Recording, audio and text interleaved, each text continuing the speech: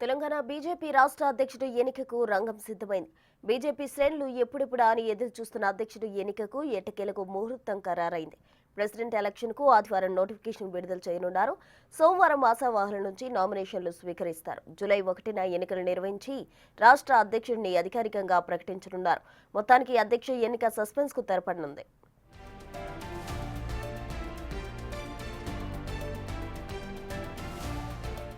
మరోవైపు ఆదివారం కేంద్ర హోంశాఖ మంత్రి అమిత్ షా రాష్ట్రానికి రానున్నారు. నిజామాబాద్ లో పసుపు బోర్డు కేంద్ర కార్యాలయం ఆయన ప్రారంభించనున్నారు. సాయంత్రం తిరుగు ప్రయాణంలో బేగంపేట విమానాశ్రయంలో రాష్ట్ర ముఖ్య నేతలతో అమిత్ షా కీలక సమావేశం కానున్నారు. ఇదే మీటింగ్ లో బీజేపీ స్టేట్ చీఫ్ ఎవరనేది ఫుల్ క్లారిటీ వచ్చే అవకాశం ఉంది. కొత్త అధ్యక్షుడిపై అన్ని కోణాల్లో హైకమాండ్ ఆలోచించినట్టు తెలుస్తోంది.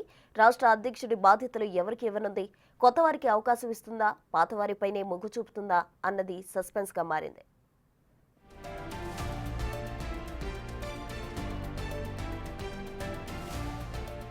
తెలంగాణ బీజేపీ దళపతిగా రేసులో ఎంపీలు ఈటెల రాజేందర్, డీకే అరుణ, రఘునందన్ రావు, అరవింద్, మాజీ ఎమ్మెల్సీ ఎన్ రామచంద్రరావు పేర్లు ముందు నుంచి బలంగా వినిపిస్తున్నాయి.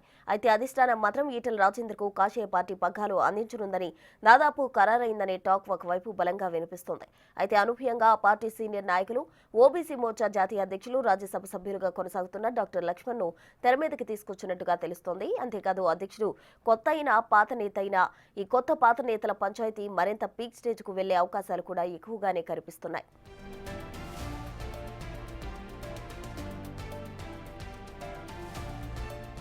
సంస్థాగత ఎన్నికల నియమావళి ప్రకారం ఒక్కరితోనే నామినేషన్ వేయిస్తారు. కానీ ఇక్కడ పోటీతత్వం ఎక్కువగా ఉండడంతో ఎంతో మందితో నామినేషన్ వేయిస్తారు అని తెలుస్తోంది. ఆదివారం నోటిఫికేషన్ ఇస్తే సోమవారం నామినేషన్ ఉంటుంది. జూలై 1న ఎన్నిక, అదే రోజు ప్రకటించే అవకాశం కూడా కనిపిస్తోంది.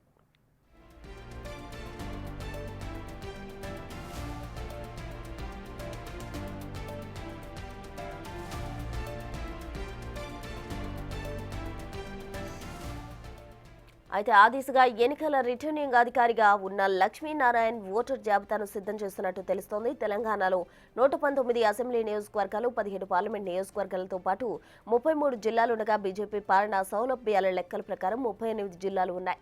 అయితే ఒక్కొక్క అసెంబ్లీ, పార్లమెంట్ నియోజకవర్గాల నుంచి ఒక్కో రాష్ట్ర కమిటీ కౌన్సిల్ సభ్యులుగా ఉన్నారు. సంస్థాగత అధ్యక్ష ఎన్నికల్లో 119 కౌన్సిల్ సభ్యులు, 38 జిల్లాల అధ్యక్షులు, 17 మంది జాతీయ కమిటీ కౌన్సిల్ సభ్యులు కలిసి రాష్ట్ర అధ్యక్షుని ఎన్నుకుంటారు.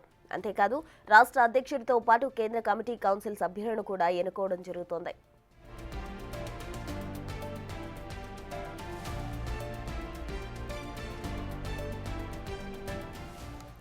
ఓవరాల్ గా కమలం పాచికలు ఫలించాయా?